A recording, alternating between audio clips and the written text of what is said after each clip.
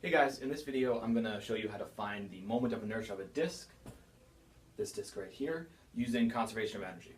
So the real reason I want to do this is because I want to use that disk in a few other videos, and unlike mass, where I can just take the mass and measure it on a scale, you can't really do that with moment of inertia. For instance, I do know the mass of this disk, but I don't know how the mass is distributed over the disk. I don't know if it's uniform. I have a suspicion that it's very tightly packed into the center here, and then I don't know how to find the moment of inertia theoretically, so I have to do it experimentally. So what I'm going to do is I've got a string wrapped around the axis of this with a very light mass hanging from it. And I'm going to let the mass go, and then you can see that the disk is rotating very slowly and the mass is being lowered. And I'm going to use the video tracking software to track that little red dot there, and then I'm going to determine the position and velocity at two different points, and then I'm going to be able to find the moment of inertia of that really big heavy disk, and I'm going to show you how to do that. Okay, so here's our situation. I have a massive disk, a small mass like this, and a string around a smaller radius of the disk. It is fixed to rotate about that. This mass is going to go down a certain distance, and based on conservation of energy, I'm hoping to be able to determine, based on the initial and final velocities and positions, the moment of inertia of that disk. So let's write down the stuff that I know I can measure. So I certainly am going to be able to find the initial and final heights. It's going to be a little bit tricky in this situation because of the experimental setup to get those, but in principle I should be able to find them. I'm going to be able to find the initial and final velocities. Again, what I'm actually going to do is I'm going to measure the velocity of this disk spinning around, but of course that's going to be the same velocity as this mass because it's falling. So I should be able to find those using my motion capture software. I'm going to be able to find the mass of the smaller mass just by weighing it. And I'm going to be able to find the radii of the two disks. I can just go out and measure those with a ruler, say. So not worrying too much about how we're going to do the experiment part of this, let's just write down conservation of energy. So we're going to have some center of mass motion. The center of mass of this disk isn't going to move, but this mass is going to be moving downwards. We're going to have some rotational energy, and that's going to be the majority of where the energy goes, because this disk is actually pretty heavy. It's about 3 or 4 kilo.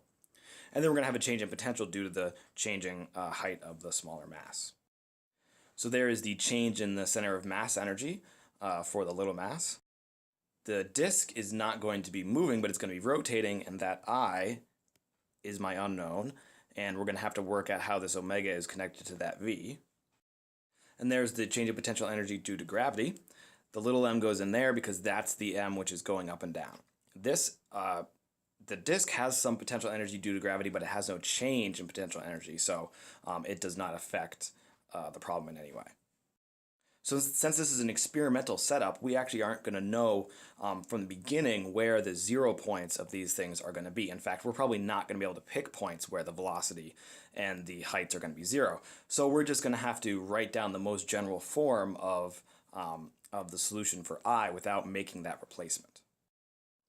But at least we can make some simplifications. For instance, I can pull out a 1/2 m from this term, I can pull out a 1/2 I from this term, and I've also used omega is v over r. Let me just write that, because that's going to be something that we're going to need to remember. So if you recall, this doesn't work in all situations, but what I'm talking about is this velocity right here. That's the velocity of the falling mass. This radius is the radius of the small disk. So the speed of the edge of this smaller disk is related to the velocity of the falling mass because the string is connected to it. So that's why this r is the little r and not the big R. Whenever you use this, you need to be careful about which radius you're using, particularly if there are more than one in the equation. So this is just me trying to isolate I on one side.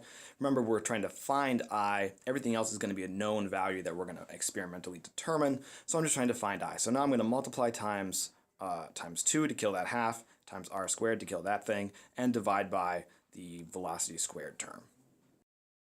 So I did kind of an ugly expression that looks like this. I'm going to do one more step just because I notice that this term depends on mr squared, as does this term. So I'm just going to pull that mr squared part out and then have everything else inside a bracket. So there's the final form of my equation. The reason I wrote it out like this with that mr squared out in front is basically a sanity check, because of course I expect the units of I to be something mr squared. So the fact that I got an mr squared here, that makes sense to me. And in fact, if you do a quick unit check, g times z is meters squared over seconds squared. And that's the same unit we have in the bottom because we have a v squared here. So meters squared over seconds squared. This thing is unitless, that thing is unitless, so this has units of mr squared. Cool. So now we need to go on to trying to figure out exactly how we're going to get all these values. And notice the things that we need. We need the mass and the radius there and there. We can just measure those using a ruler and using a scale. G we know, so really the challenge here is to figure out the initial and final positions of that mass and any two velocities of that mass. And to do that, I'm going to use the rotation of the disk. Okay, so I'm going to go to Video Physics on my iPad, which is a cool little app that allows you to track objects and put a coordinate system and find the positions and velocities of things. First, you need to set the origin. I'm going to put the origin in the center of this disk, and I can also set the scale just by moving these balls around. And I know the size of the disk is 25 centimeters, so I'm setting the scale of the disk to be 25 centimeters. Now, what's really cool about this app is it allows you to track points. So I'm going to tell it that this little red dot right here is the thing I want to track. And then I can click track, and you can see that as the thing starts moving, the red dot is very nicely tracked. And this is going to give us position and velocity measurements of the red dot, which we can convert to position and velocity of the hanging mass. I'm just going to fast forward through this stuff because it takes a long time for the computer to do the tracking, and maybe I'll cut some of it too.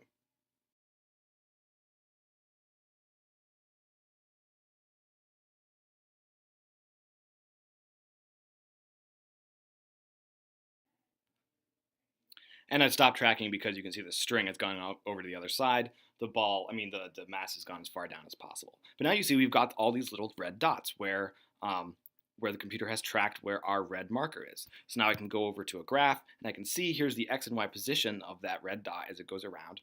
And most importantly, we also have the x position and x velocity, and y position and y velocity. And that's actually what we're going to use to get the speed of that red dot as it goes around. So now I've pulled this up in Logger Pro on the Macs, and I've also added a column here for the speed. So the speed is just taking this squared plus this squared square rooted. This is the component of the velocity in the x direction, the component of the velocity in the y direction. That's just read off from the program. So this is the speed of that red dot as it goes around. Now I can make a graph of this.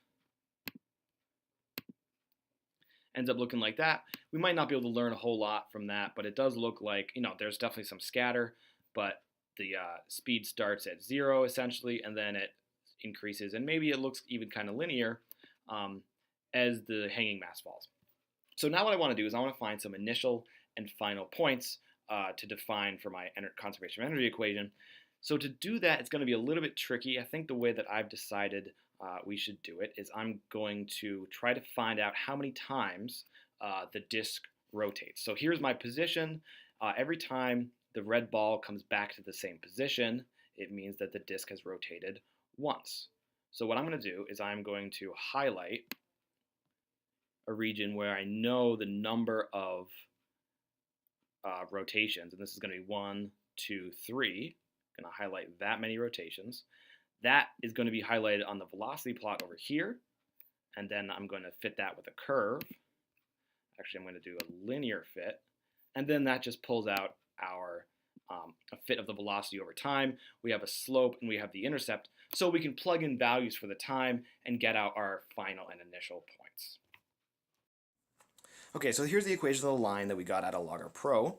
This is the speed, this is the time, here's the slope and the intercept, which are listed here, which I just read off the program. The initial and final times, which I also just read off the program, are there. So then we can calculate our initial and final speeds just by plugging them into that equation. There are the speeds that I've calculated. So now we need to deal, these are initial and final speeds for our equation, which we found out in the first part of this video. But now we need to deal with the position. So remember how I found the position was that I said that, that the disk rotated 3 times. So if I knew how far around the circumference of the disk was, I could figure out how far the hanging mass fell. Well, of course, the circumference of a disk is just 2 pi times r. That r I measured, and it happens to be 3.2 centimeters. So that means that if I set ZF to be 0, kind of arbitrarily, I can say that the initial height is going to be 3 rotations times the circumference 2 pi times r, where I have my r right there. So there's our moment of inertia that we want to plug in all our values for. We know some of these, but we also have noted that we've set the height to be 0. So I'm going to plug in what we said for the initial height was. Remember, that's 3 revolutions times 2 pi times r.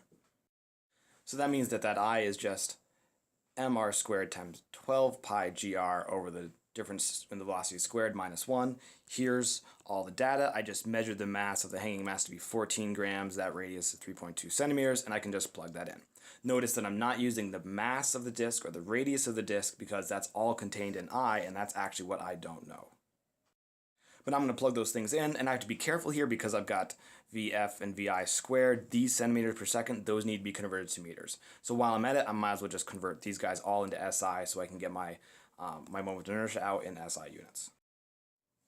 So there's my moment of inertia. Maybe I should write this as 2.9226 times 10 to the negative 2 kilogram meters squared.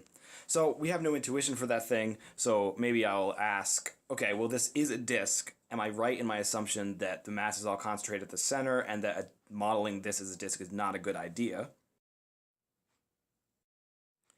So the moment of inertia of a disk, the idealized disk, is 1/2 mr squared. The mass was just labeled on that thing, 3.727. I have actually no idea if that's right, but it was labeled that way. And the radius is half of the measurement that I made, which is 25, so the radius is 12.5 centimeters, so I can just check that. And the answer ends up being 0.29117. So actually, it was quite close. To look at this, 29226, 29117, maybe even within 1%. So I'm glad that I checked because now I know that these things just plainly act like disks, and I'll use my more accurate value. I'll use the measured value. But I had to do this because I had no idea what the distribution of the disk actually was. Turns out it's mostly like an idealized disk. Okay, so I'm going to use this I in a later video. Thank you for watching. I hope you got something out of seeing the conservation of energy in this case, and I will see you guys in class.